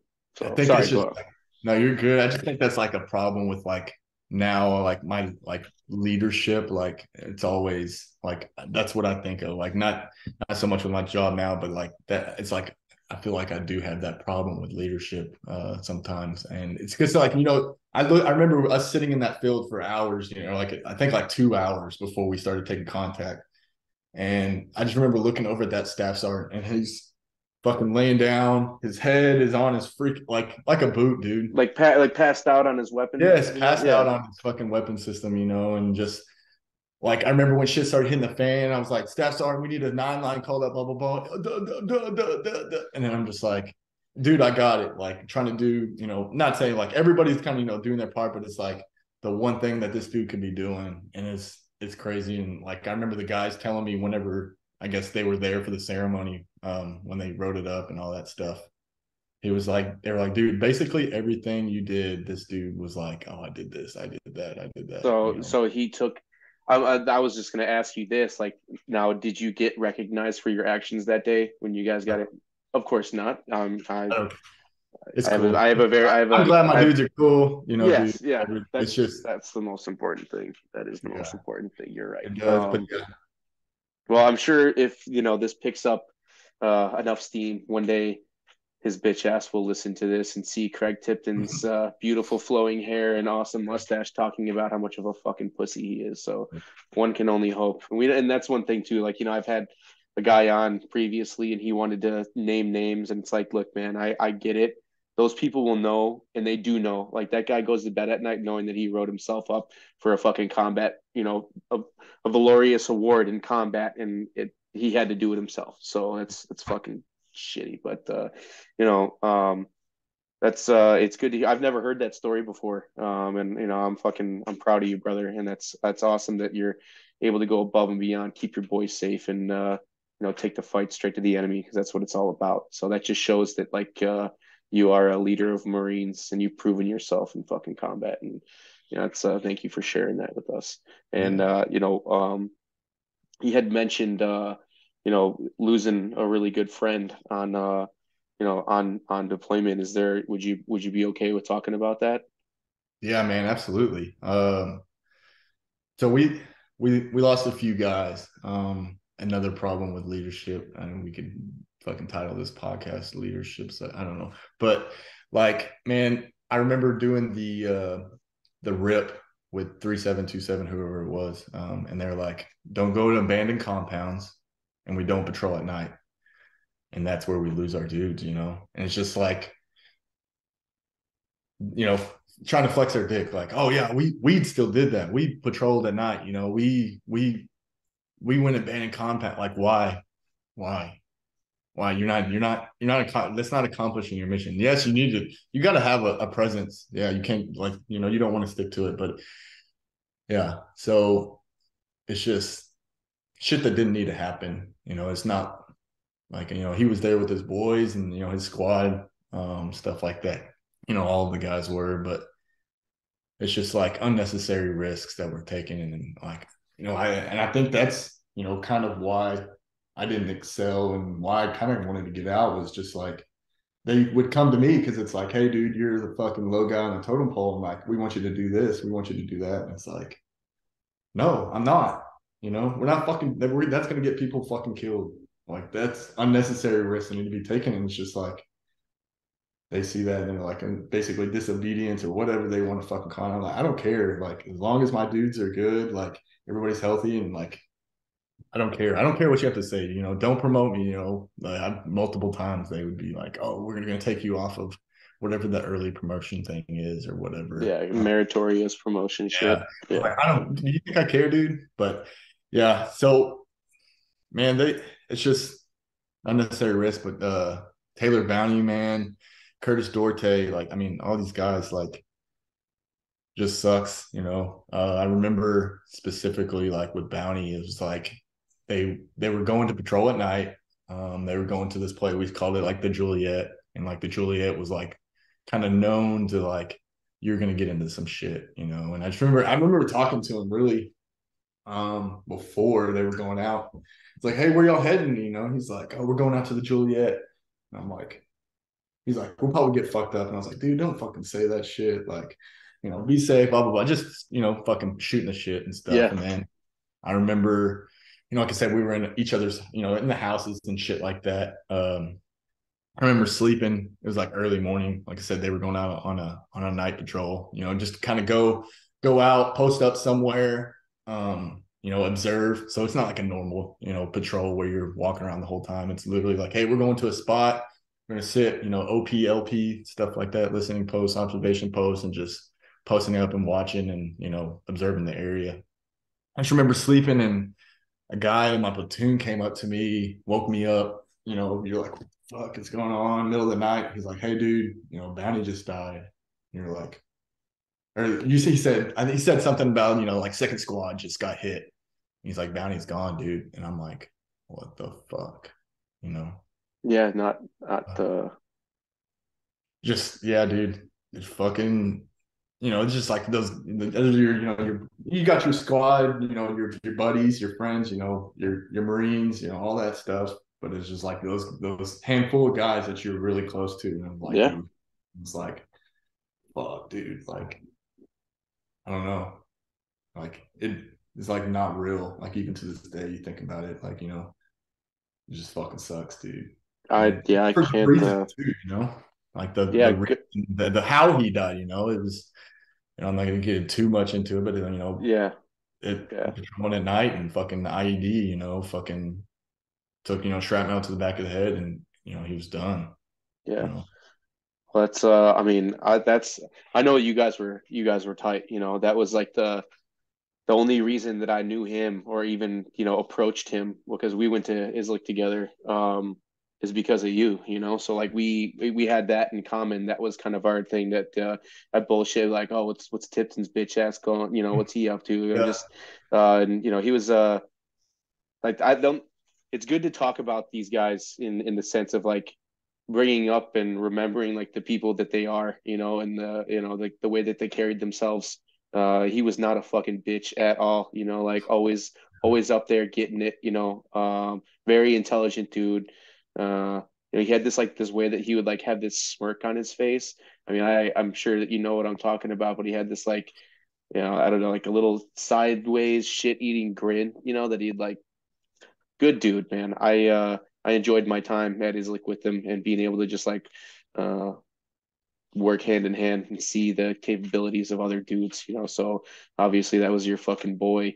And I know it's tough. So thanks for sharing that with us and RIP Taylor Bounty. Um so I mean and that leads me on to my next question. Like what was it? How did you guys cope with the stressors on deployment, shit like that happening. Obviously, you guys are taking contact and everything, and then, what was that like that mood, that mindset like when you go through losing a fellow Marine? I'm gonna fuck them up. Yeah, right. Like, like you're, filled with all these kinds of emotions and shit like that, dude. And it's like instantly you're like, fuck these dudes, you know, like we're gonna do our missions, but if I get the fucking chance, dude, like, you know, there's no amount of, revenge or, like what you can do to bring anybody back or anything, but it's just like, dude, you feel for him, his, his at the time his newly wed wife, his, his family, his mom, his dad, his, siblings and stuff like that. And, just think about like your relation back and just like what kind of person it was, like you were just talking about, and you're just like, dude, like, kind of, kind of cheesy, like what would Bounty want, like go out there and fuck shit up, fucking handle your shit, take care of the mission, fucking take care of your guys and just fucking like and fucking for Bounty, I remember, Yeah, you fucking got your 40 mic rounds and shit like that, and you're like with love with Bounty, and so every time you fucking fire them bitches off, you're like, dude, yeah, and this one's for you, and just fucking move on, and like just day by day fucking, it eats at you, to this day it still eats at you, you sit there and think about it, but you know it's just like you're like one more for Bounty, one more for Bounty, one more for, so yeah, dude, just you keep pushing, and you just, all these emotions going through, you got to stay focused, but you know yeah. That's how I was gonna say. Like, it's as much as you think like having that morning period. I mean, we did on my first deployment, we had one KIA and it was one of our engineers. We did like the service and everything. And then you just like move on. Uh, it's you just go back to combat operations. And for the guys that were there with him when it happened, like that was a whole like they have to relive that moment like, every single fucking day while they're still going out engaging with the enemy and going on fucking mundane patrols, so it's like you have to suppress it, and obviously that all fucking builds up. So where it leads me to my next point, you guys go through, you got your deployment, take some fucking hits on the chin along the way, you get that taste of combat. Now you're coming home from that deployment, like what was it like coming back from that first deployment? Like when you get back to 29 Palms and you're like, turn your weapon into the armory, what are you feeling? uh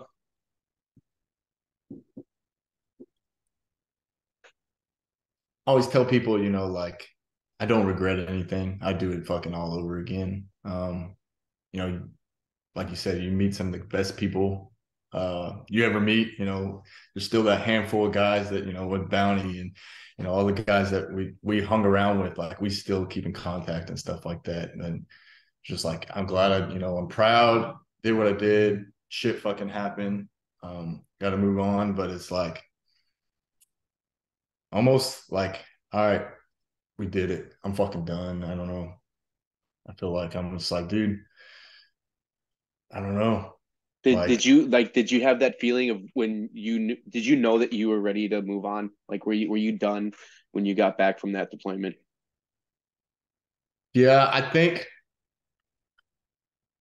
I always kind of knew just based on how things went, with, how we got trained and stuff like that is completely different on how I had to treat not only like how I decided to train other Marines, but how I was able to train them, Yeah, like the restrictions put in place and the Yeah, things that like yeah. hazing charges started coming, and it's just like I felt like it was like a modified fucking Boy Scouts. Yeah.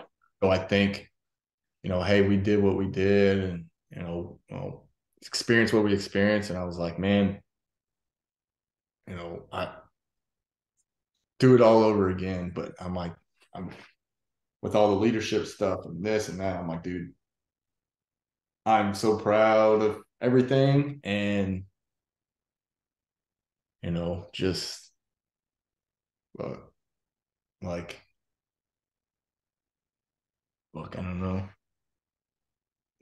Yeah, yeah. Did you struggle like when you got back like did you have a hard time with relationships with family and stuff or like friends back home? Like when you went on post deployment leave, like did people notice like a shift in your personality, your mindset, like the way that you just like came off? Like did did you think that you had a problem or did other people like tell you that you had a problem? I think I think I knew stuff was different. I thought I was like, man, that's not me. I'm fucking fine. Like be like, this is normal. Like this is what I've been a kid, and this is what I was exposed to, and then not just the combat, but just like that life. Like you said, you're 17, 18, 19 years old, and you're put into these situations, and like that's all you know. That's all you know your whole adult life, and so it seems normal to you. And I just remember like kind of going home and like seeing the world differently, just seeing my friends differently, like I could probably not even count. I wouldn't even need all five fingers to count to the guys that, I thought were friends, and stuff like that from when I grew up with. But yeah, I just relationships, fucking, I just remember like specifically like with my brother and stuff, like coming home and like remember he was telling me about one time, like I honestly didn't even remember, but he like fucking like pissed me off somehow. I don't even remember, but he said he just remembers like me like jumping on top of him and like freaking like getting ready to fuck him up and just like something like that. And I'm, you know, guess it took me so long to realize like, hey, this shit's not fucking normal.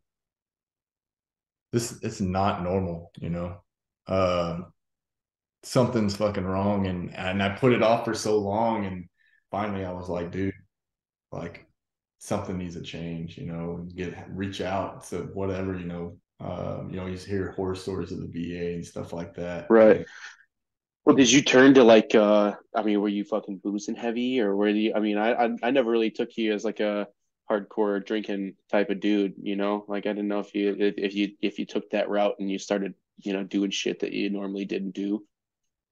no, man, honestly, I mean, alcohol really what like we do it while we were in the Marines, like going out to like Palm Springs and shit and drink and stuff like that. But like I've never, I say never, I mean like booze and drugs and whatever like that never was, I guess, something that came up. Like I felt like I was never abusive with stuff like that, but you sit there and think about it, but like abusing, myself by, not getting the help, and just like living through it, and, like knowing deep down that I'm fucked up, like something's going on, like something's not right. This is not how normal life is. And but Yeah. just continuing on and being like, oh, it is normal. Like, it's just, I got to deal with it. I got to fucking move on. Like, I got to figure it out. So So, what was your like changing factor? And then like I guess like was there a significant moment that you had happen in your life that you knew that like shit was going on, or was it just a bunch of things that kind of started to add up and then it got to the point where that straw that broke the camel's back and then you knew like fuck man, and then like when you knew, what were the steps that you took? Like how did you, where would you go to the VA, some outside shit, or how'd that work? uh, I don't think there was like sorry, anything specific that like really was like, all right, dude, I got a fucking problem. Like, kind of like you said, like, I think it was like, well, this happens to me. And just, I think like talking to other dudes, other vets and stuff like that. And just like hearing their stories and like what they're going through and stuff like that. Um, that's when I'm like, yeah, dude, I got that too. Like, that shit goes on with me. That shit goes on with me, you know. And I was like, something, maybe seeing like progress in them or something like that. I'm like, all right, I need to do something here. So is this all going, I'm sorry to interrupt you. Is this all going um after you've gotten out of the Marine Corps? So is this all like current, more so like current stuff that you've been doing? Yeah, actually, I mean, like when we get out, 12. I mean, I got out in you got a 14. 14. I think, didn't you have like a 5 year or Yeah, something like I did. that? Yeah. Yeah, so 13, I guess. Yeah, 12. I think it was like the end of 12 or something, or started 12 or 13. Yeah. It took me till like 2018 to really be like, all right, something's got to change something. And that's when I started doing stuff with the VA, like filing claims and like talking to people like, hey, needing help. Luckily my job now has like a EAP, like an employee assistance program where you can like go to this counseling stuff for free, whatever. And it's just, with relationships and stuff like that before, to kind of backtrack, but like my fiance now, I just remember like we'd be going through shit and I remember she had brought up like counseling at one time, and I'm like, fuck that. Like, if we can't figure it the fuck out ourselves, like, then we have no business being together, like that counseling, that's for weak people. That's for people that can't figure it out, stuff like that. Like, we got to figure it out. And then it's just over time, I would, matured a little bit, started figuring it out. Like, hey, something's not right. Something needs to change. And whatever, the definition of insanity, doing the same thing over and over and expecting a different result. Like, I was like, something needs to change. And so started going to counseling and, using all these other, resources and stuff that they have at the VA, and going through that whole process is obviously a nightmare, but it's worth it. And I recommend it to everybody. And like anybody I talk to at the vet, I don't care if you were, motor T, if you were supply, if you were back, in the 90s, if you were never in a comment, like especially the guys on the department that I work for, I'm like, dude, you need to go through this stuff. Like, I always thought like, oh, that's not for me. I'll leave that for somebody else, like, but it is for you, it's meant for you. And like, just because you get it doesn't mean you're taken away from anybody else. Yeah. And so like you did your time, whatever that was, you served, like you're entitled to these benefits. Like, and it's only there to help you. It's a hassle. It's a pain in the ass. And they do it that way. I want to say they do it that way because if it was easy, then everybody that would do it. Yep. So it kind of like people that are like halfway leaning on, but then like the people that really fucking need it, they'll do it. And it's just like, hey, any chance, any way I can help you with knowledge or whatever. And I think that's also helped me, being able to set back and like help other people. Yeah. I mean, it's like that, he was in Baker, Jed Morgan. Are you familiar Sounds with, familiar. Jed? Sounds familiar. Yeah. Pretty sure he went to ITB with us as well.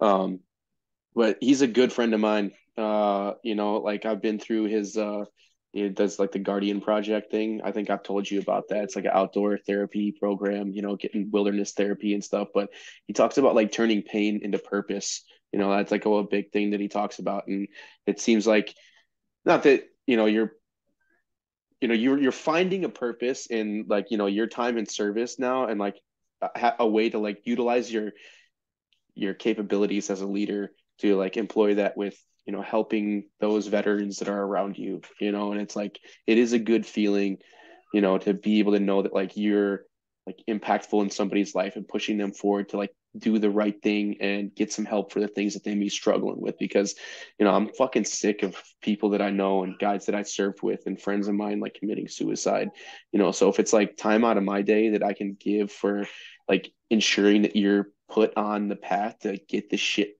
figured out and squared away that you're struggling with, then like that is the only gratification that I need, knowing that like one of my friends isn't gonna fucking hang himself or fucking eat a 9 mil, you know. And like I'm sure that, you know, you've been down that road as well. And it's like one of those things that if I can save one of my boys' life, like you putting yourself, exposing yourself to enemy fucking machine gun fire, or AK fire, whatever it is, to go dump some fucking HE rounds into a, you know, an enemy position to ensure that that takes the heat off your boys while they're getting engaged. Like you're essentially doing the same thing right now, where you're able to like still fight, you know, for the guys. So I mean, like that's the, I guess, biggest commendation that I think that anybody can get, especially now that you're not like in services, knowing that you like played an impact in preventing somebody from, you know, ending their life. You know, and not saying that that's, but it's good on you that you found a Yeah. way to be able to employ that still and be able to be a leader in that aspect. So it's good for you, brother. Appreciate it. Yeah. Yeah. And I think that's what I take like, more pride in is like, yeah, I've been able to help myself, and it's definitely helped my relationships with not just my fiance, but my friends and my family and all that stuff. But it's just like being able to like be there for somebody else and be like, where I was in that certain position, and where they're completely lost. They don't know what to do. They don't know who to turn to. And it's like, look, dude, like whatever I can help with, if it's like helping you with paperwork, if it's getting you in touch with the right people, if it's telling you about my experiences with getting help and like, this and that, and recommendations, whatever, like I can And do. that's, I try to do whatever I can do. yeah, and that's, I honestly think that's one of the most important things is just getting that message out there that it's okay to get help, and like getting past that stigma of, because like you're, fuck brother, you're the top tier infantryman, you know, you're a fucking stone cold killer and a guy that leads from the front. And to be able to come and admit that like you realize that you've needed help and you've gone through it and then you're helping, like that's what the point of doing this right here, what you and I are doing, so that somebody else out there hears that and they're like, they know that, okay, you know, I shouldn't have to. Sorry, the kids are going crazy now. They're trying to tell me that I've been doing this. Get out of here, Yeah, that's Dad. what my dogs are doing too. But no, and I want to let you go because I really do appreciate you giving me this time to be able to capture your story in the best way. I mean, I'm hoping that I'm doing a good job of doing this because other people need to hear this. Other people need to know this. And you know, I think that it's great that you're able to, I don't want to say admit that, but like own up to that and like be about it, you know. And that's what it needs to be, a more positive message that it's okay to do this, you know. And um, I'm glad that, you know, you've been able to find that path. I know that you didn't mention it. You are a firefighter, you know, down in Texas still, and you know, you're still continuing to serve in that capacity. So you know, good on you for everything. You're giving back to your community. You're helping out. You're helping other veterans, and you know, you're still like a dude that I'm sure that every guy would be glad to call their brother and somebody that they served with.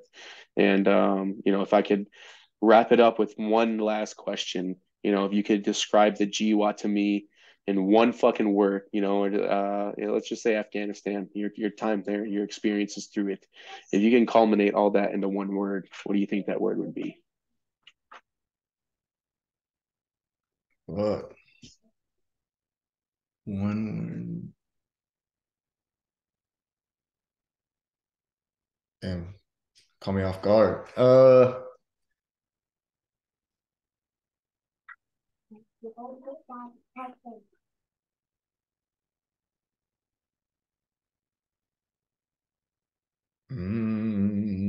Fuck, dude, I don't know.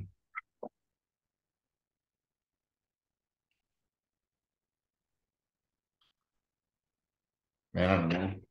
Call Well, me I off. think I think the first word that came out of your mouth was fuck. Yeah, So, you know, not the, you know, that but that's a pretty good one to describe the whole situation. Fucked, you know, like in the sense of just like the chaos, the unknown, the uncertainty, you know, the everyday fucking up and down struggle. It's just fuck, that's about as summed up as you can get, brother. No, yeah, I was thinking of experiences, Yeah, um, that's good. and that's I mean everything, good, bad, just stuff to be grateful for, stuff to like be like, man, that shit sucks. Stuff that was, hey man, that shit was great. Just like experiences. Yeah. But yeah, Wouldn't trade them for the world, man. It's absolutely like not, dude. I wouldn't let those down. I mean, I'm fortunate that the experiences led us to be on the same path, and here we are today. I promise that I will come down to Texas and I'll spend time with you guys. So Yeah, you dude. could you could take me to the Stars game on those sweet season tickets that you Oh have. We'll yeah, go yeah, down to. man. Let's do it. All Let's right. do it. Well, hey, brother. We've gone for quite a while. Yeah. Whatever the time limit is, I definitely surpassed that. But I think that your story needs to be fucking known, just like the rest of the guys, and the guys that aren't here anymore, and that gave the ultimate price, paid the ultimate price, and gave their lives for us to be able to sit here and do this today. So I can't thank you enough for sitting down with me, hashing this stuff out, and I really do appreciate all the things that you've done for this nation. No, thank you, man. Thanks for having me. I appreciate it, man. Well, hey, enjoy the rest of your evening. I fucking love you, dude. And Yeah. thanks again for your time. And I'll talk to you soon. All right, brother. All right, man. You too. Love you too, man. All right, take care. Bye bye.